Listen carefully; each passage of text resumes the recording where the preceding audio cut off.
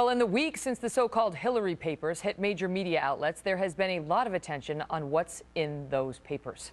The personal notes of a woman Mrs. Clinton called her best friend, and how it could all impact Hillary Clinton's potential 2016 presidential bid.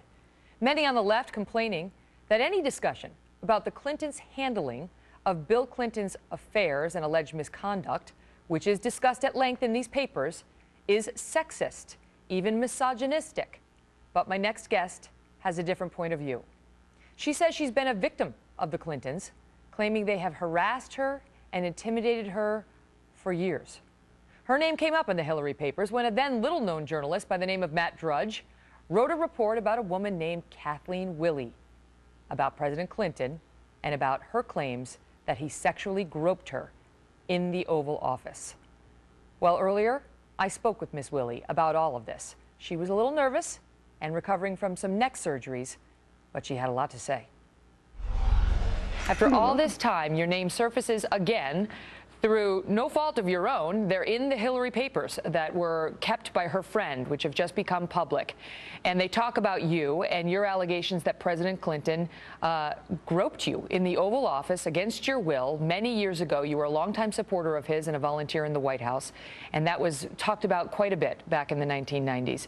You've come out now and said you do believe this is relevant to any potential run by Hillary Clinton in 2016. Why do you think that?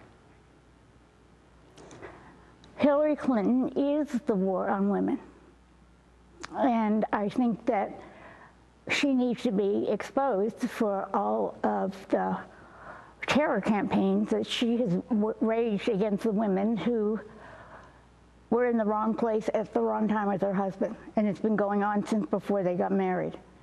And that's how she handles it. She enables him to do it because she realizes the power that he has, and she wants to ride on his coattails like she's done all along. And the easiest way for her to handle the scandals is to ruin the women who just happen to be cross paths with him. And that's horrible.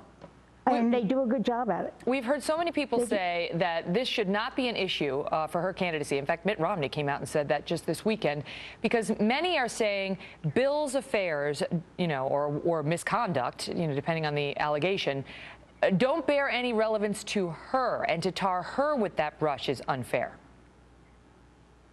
Well, I disagree, because if she's going to run on women's issues, like she says she is, and she's going to accuse the Republicans of this war on women, I think she needs to be exposed for the war that she's waged against people like me. I mean, she has choreographed every single investigation and every terror campaign against every single woman, practically, who she thinks might be a problem. And that's how she handled it. How can you be a champion of women's rights and turn around and do what she's done to women like me? It just doesn't make sense. She came out in these papers and referred to Monica Lewinsky as a, quote, narcissistic Looney Tune, and seemed to downplay Bill's behavior with her by saying, look, he tried to handle it once it got out of control, but, they never had sex in any meaningful way. Oh, please. It gave us a window into her thinking, at least about that one affair partner, or whatever you want to describe Monica Lewinsky as. What were your thoughts on it? Well, it sounded to me like it all depends upon what the meaning of the word is. I mean, they had, who cares what kind of sex they have? I mean, it is what it is. And if she wants to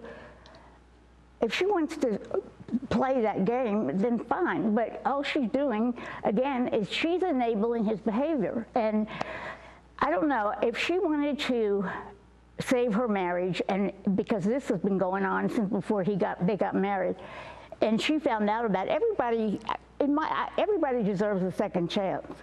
And I think that she should have said to him, all right, we need to work on this. You have a problem, maybe we have a problem, and I want you to get help so this won't happen again. Yeah. That's the way she should have managed. There were, of course, a long list of women who were accusing him of either engaging in consensual affairs or, in your case, unwanted groping, or in Paula Jones's case, unwanted groping, and Juanita Broderick's case, unwanted sexual assault, and so on, none of which was ever fully established in a court of law, and they disputed all of it. But I want to ask you this. If it's not directly relevant to Hillary, and the viewers can make their minds up about whether it is based on the case you made, do you think it's relevant to the American public in assessing the character, the behavior of our potential first gentleman? I do. I do. I mean, yes, absolutely I do. I think it talks about her judgment. It talks about her character. It talks about her power mongering. It talks about all of that. But what do you think of? I mean, what do you think of the behavior? Because some on the left now, as I said in the introduction, are saying it's misogynistic and it's sexist to even have this discussion, even though they talk about history. In fact, there's a documentary coming out next month on Clarence Thomas's alleged sexual harassment of Anita Hill. In that, some on the left have a lot of interest. In Bill Clinton's alleged misbehavior, not so much. He gets a bye. Well, it's a double standard. It's always been that way. It's never going to end. I can't see it ending in any way. It's just a double standard. It just is. I mean, if George Bush or any other person had done what Bill Clinton did, they would have been gone. They would have been gone. I mean, it's just that simple. He just got a bye, and he continues to get a bye, and she continues to enable his behavior and looks the other way, and that's the way it is, and it's wrong.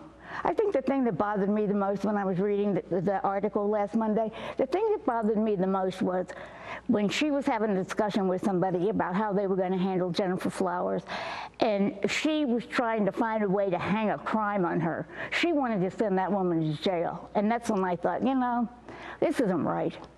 This is not right. It's just not right. And I just think it should be discussed. We're talking about the President of the United States and what he did, lack of judgment. He dishonored the office. He dishonored the presidency. And she just stood by and watched. And it looks like she's going to keep on doing it. Let me ask you about you, because your detractors say Ms. Willey claims that President Clinton groped her inappropriately in the Oval Office, but then there were letters that you sent to Bill Clinton afterward, signed fondly, and they were clearly written in a nice tone. It didn't sound like somebody who had necessarily been sexually groped against her will. This is what your detractors say. And then they point to the fact that a long time ago you had an incident where you claimed a false pregnancy by a man. It turned out not to be true, and you've copped to being dishonest on that. So your detractors say she is a dishonest person. What do you say to those two I'm human. points? No, I'm human is what I'm human, okay? I've already talked about that. I've already made my amends. I'm human. I made a mistake. It was a hard time in my life, and I've been going through a lot. I'm not making excuses. What I did was wrong. I just did. Mm-hmm. And I made amends for it, and I acknowledge the fact that what I had done was wrong. But I'm not out ruining people. I'm not out terrorizing people. I'm not out there trying to put women in jail, the way Hillary is. It's a whole different thing. It's just a whole different thing. Do you ever talk to, Monica Lewinsky, Juanita Broderick, Paula Jones, any of these women? I've talked to, Juanita's a good friend of mine. And she's a good friend of mine, and I have great admiration for her. And let me just tell you, that woman is telling the truth. I sat and I've talked to her about it, and she told me the story. And this woman is not faking what happened. I believe what she's saying. And yet, when you look at the Clintons' approval ratings, both of them, they're sky high. Go figure. I don't know. Maybe it's just. A lot of this, I think, now with Hillary is you've got the younger women who are looking at, it's going to be really cool to have a first woman president, and I'm going to vote for her, and they have no idea about what she stands for, who she is. They're just going to vote for her because it's going to be cool to elect the first woman president. And I just think women like that should be they should be educated. At least tell them what has gone on from your own experience. Because Megan, what happened to me was it was terrifying.